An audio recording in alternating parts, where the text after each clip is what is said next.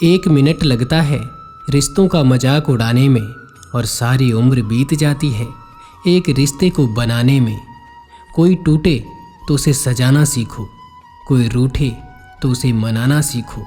रिश्ते तो मिलते हैं नसीब से, बस उन्हें खूबसूरती से निभाना सीखो।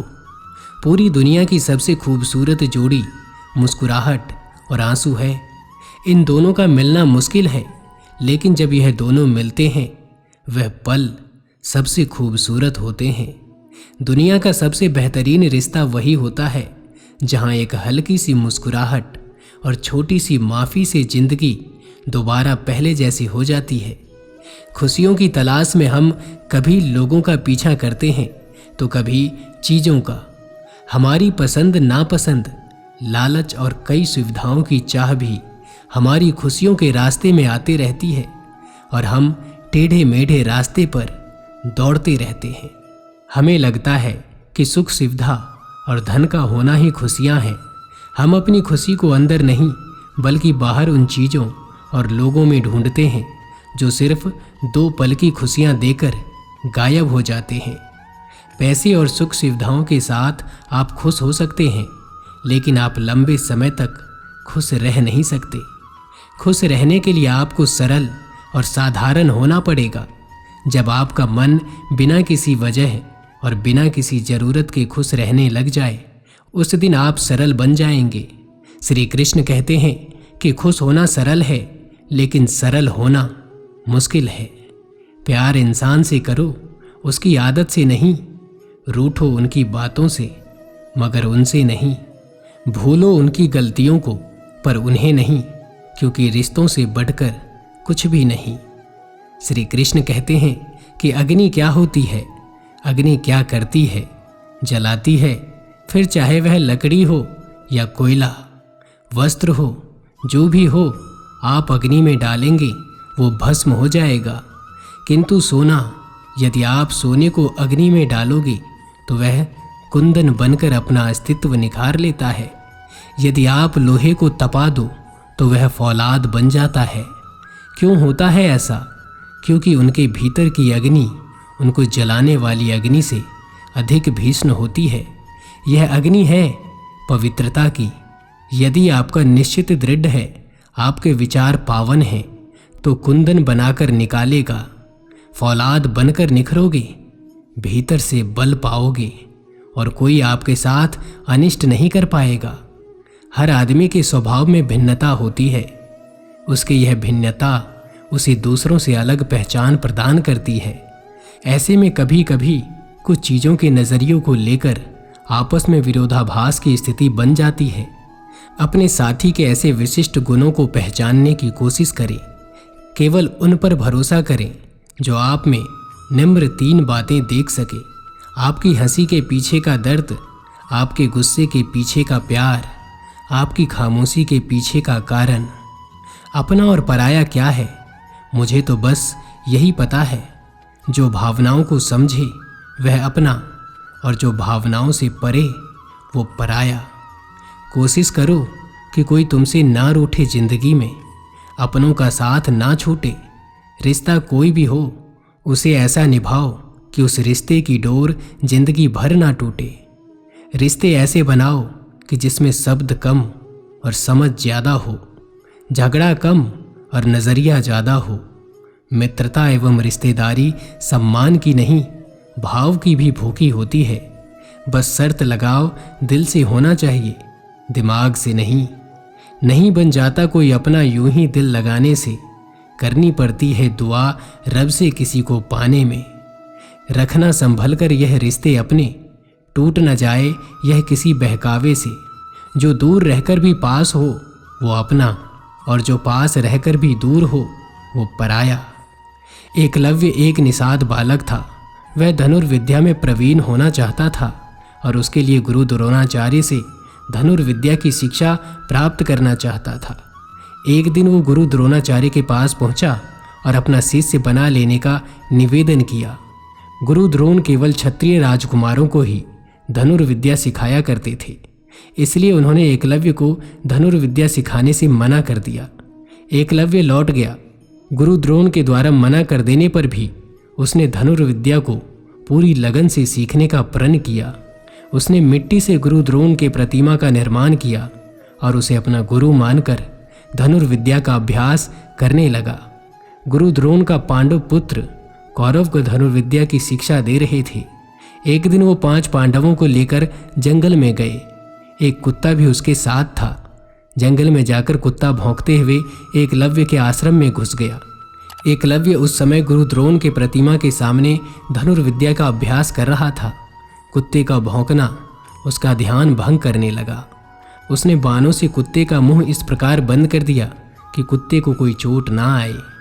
कुत्ता जब गुरु द्रोण और पांडव के पास पहुंचा तो वह उसे देखकर दंग रह गए। वो उसके साथ एकलव्य के आश्रम में पहुंचे और उसे गुरु द्रोण के प्रतिमा के सामने धनुर्विद्या का अभ्यास करता हुआ पाया। गुरु द्रोण ने उनसे पूछा कि क्या कुत्ते का मुंह बाणों द्वारा उसने ही बंद किया है? तो उसने हाथ जोड़कर सिर झुका लिया। गुरु द्रोण उसकी धनुर्विद्या से बहुत प्रभावित हुए और उससे पूछा, तुम्हारा गुरु कौन है? एकलव्य ने गुरु द्रोण का नाम लिया। गुरु द्रोण चकित रह गए। उन्होंने कहा, मैंने तो तुम्हें कभी धनुर्विद्या नहीं सिखाई, तो मैं तुम्हारा गुरु कैसे हुआ? एकलव्य ने उन्हें बताया कि वह निषाद पुत्र हैं, इसलिए गुरु द्रोण ने उसे धर्म विद्या की शिक्षा देने से मना कर दिया था। लेकिन मैं निराश नहीं हुआ और गुरु द्रोण की प्रतिमा को गुरु मानकर अभ्यास करने लगा। इसलिए उसके गुरु द्रोण ही हैं और जो कुछ उसने सीखा है उनके ही सानिध्य में सीखा है। गुरु द्रोण एकलव्य की लगन देखकर प्रभावित हुए, किंतु वह जान गए कि एकलव्य एक महान धनुर्धर है। वह अर्जुन से भी सर्वश्रेष्ठ है और गुरु द्रोण अर्जुन को सर्वश्रेष्ठ धनुर्धर बनाने का वचन दे चुके थे। इसलिए उन्होंने एकलव्य से कहा, तुम्हारे अनुसार मैं तुम्हारा गुरु हूँ, तो तुम्हें मुझे गुरु दक्षिणा देनी चाहिए। एकलव्य ने पूछा, गुरुवर आप जो कहें मैं गुरु दक्षिणा में देने को तैयार हूँ। गुरु द्रोण ने गुरु दक्षिणा में एकलव्य से उनका अंगूठा मांग लिया। किसी भी धनुर्धर के लिए अंगूठा अत्यंत महत्वपूर्ण होता है। उसकी ही सहायता से वह धनुष बाण चला सकता है। गुरु द्रोण के अंगूठा मांगने के पीछे की मंशा यह थी कि एकलव्य अर्जुन से अच्छा धनुर्धर ना बन जाए। एकलव्य ने एक क्षण भी ना सोचा और अपना अंगूठा काटकर गुरु द्रोण को समर्पित कर दिया। उसके बाद में बिना अंगूठे के ही धनुर्विद्या का अभ्यास करने लगा और उसमें भी निपुण हो गया। इस कहानी से हमें यह सीख मिलती है कि संपन्न लगना और दृढ़ निश्चय किसी भी परिस्थिति में सफलता प्राप्त करने के महत्वपूर्ण तत्व होते हैं। जब हम किसी लक्ष्य की ओर बढ़ते हैं तो हमारे मन और शरीर को एक मानसिकता में लाता है, जिससे हम असफलता के डर से मुक्त हो जाते हैं और हमारी ऊर्जा एकजुट होती है। लगन यह दर्शाती है कि हमें अपने लक्ष्य के प्राप्ति के लिए अपनी सारी मेहनत और उम्मीद लगानी चाहिए। श्री कृष्ण कहते हैं कि नदी का जल मीठा होता है, सागर का जल खारा होता है और किसी नाले का जल दुर्गंध से भरा क्यों? नदी का जल मीठा होता है क्योंकि वह सबको जल देती है। सागर का जल लेता है इसलिए खारा होता है और नाला उसका बहना रुक जाता है और इसी कारण से वह दुर्गंध पूर्ण हो जाता है। किसी काम का नहीं रहता। हमारे जीवन भी कुछ ऐसे ही होते हैं। यदि नदी की भांति जीवन में कुछ देना सीखो तो जीवन में मिठास बनी रहेगी। यदि सागर की भांति बांटने के स्थान पर केवल संचय करते रहो तो तन में खटास बढ़ती रहेगी। और यदि नल की भांति बहना छोड़ दो तो कर्म करना छोड़ दो। किसी काम के नहीं रहोगे, इसलिए बिना किसी विराम के कर्म करते रहो और जो कुछ भी आपके पास है उसे बांटना सीखो। रिश्ते हमें एक दूसरे पर भरोसा करने और विश्वास करना सिखाते हैं। जब हमें खुद पर भरोसा होता है तो हम अपने जीवन में हर मुश्किल का सामना कर सकते हैं और हर कुछ पा सकते हैं और अपने सपनों को हासिल कर सकते हैं।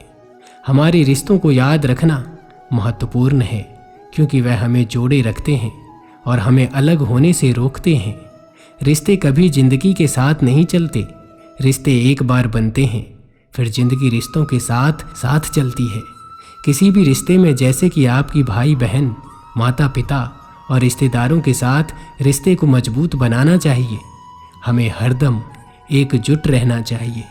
ताकि हम मुश्किल हालात में हार ना माने। एक रिश्ते में दुनिया आती जाती रहती है, फिर भी दोस्ती दिलों को मिल जाती है। सख्त हाथों से भी फिसल जाती है कभी नाजुक उंगलियां। रिश्ते जोर से नहीं, प्यार मोहब्बत से पकड़े जाते हैं। एक बात हमेशा याद रखना, बदलती चीज़ हमेशा अच्छी लगती है, लेकिन बदलते हुए अपने कुछ अच्छे नहीं लगते। रिश्तों में अपनेपन की भावना की खातिर व्यक्ति एक दूसरे पर मर मिटने को तैयार हो जाते हैं। एक माँ के अंदर प्रारंभ से ही अपने बच्चों के प्रति बेहद अपनेपन की भावना कायम हो जाती है। उससे अपना बच्चा सारी दुनिया से प्रिय व सुंदर लगता है। रिश्ते हमेशा तितली जैसे होते हैं, जोर से पकड़ो तो मर जाते हैं, छोड़ दो तो उड़ जाते हैं। अगर प्यार से पकड़ो तो अपना रंग छोड़ देते हैं। श्री कृष्ण ने बहुत ही अच्छे शब्दों में कहा है कि कुछ दिन के रिश्ते सरेआम नहीं होते, सिर्फ महसूस किए जाते हैं, परंतु उनके नाम नहीं होते। सप्ताह में 7 वार होते हैं और 8वां वार है परिवार। अगर आपका 8वां वार ठीक रहेगा तो 7 वार सुखद रहेंगे। रिश्तेदार व परिवार व्यक्ति के बुरे समय के साथ खड़े होते हैं। ऐसे में अकेले व्यक्ति की पीड़ा पूरे परिवार व रिश्तेदारों की पीड़ा बन जाती है। वो एकजुट होकर मुसीबत से लड़ते हैं और मुसीबत को दूर भगाकर कामयाबी पाते हैं। रिश्तों को तोड़ने से पहले एक बार अपने आप से पूछ जरूर लीजिएगा कि आज तक उस रिश्ते को निभा क्यों रहे थे। करीबी रिश्तेदार से व्यक्ति अक्सर अपने मन की वो सभी बातें करते हैं जिन्हें वो अन्य व्यक्तियों से नहीं कर सकते। थोड़े ही समय में दिल में जगह बनाने वाले लोग थोड़े ही समय में दिल से उतर भी जाते हैं। यह एक अच्छा संकेत है टूटे हुए दिल का होना। इसका मतलब है कि हमने किसी चीज़ के लिए प्रयास किया है। यदि यह तुम्हें नष्ट कर रहा है तो यह प्रेम नहीं है। रिश्ते खून के नहीं होते, रिश्ते एहसास के होते हैं। अगर एहसास हो तो अजनबी भी अपने होते हैं, और अगर एहसास ना हो तो अपने भी अजनबी हो जाते हैं। वो दोस्ती ही क्या जिसमें नाराज़गी ना हो, पर सच्ची दोस्ती तो दोनों को मना ही लेती है। किसी भी मोड़ पर अगर हम बुरे लगे तो जमाने को बताने से पहले एक बार हमें ज़रूर बता देना। एक खराब रिश्ता आपको उस समय की तुलना में अधिक अकेलापन महसूस कराएगा जब आप अकेले थे। रिश्ते कांच की तरह होते हैं, टूट जाएं तो चुभते हैं। इन्हें संभाल कर हथेली पर सजाना, क्योंकि इन्हें टूटने में एक पल और बनने में बरसों लग जाते हैं। इंसान को इंसान धोखा नहीं देता, बल्कि इंसान को उसकी उम्मीदें धोखा देती है जो वो दूसरों से रखता है। तो बस दोस्तों, आज की वीडियो बस यहीं तक थी। उम्मीद करता हूँ कि आपको यह वीडियो पसंद आई होगी। मिलता हूँ आपसे किसी और नए वीडियो में। तब तक के लिए जय श्री कृष्ण।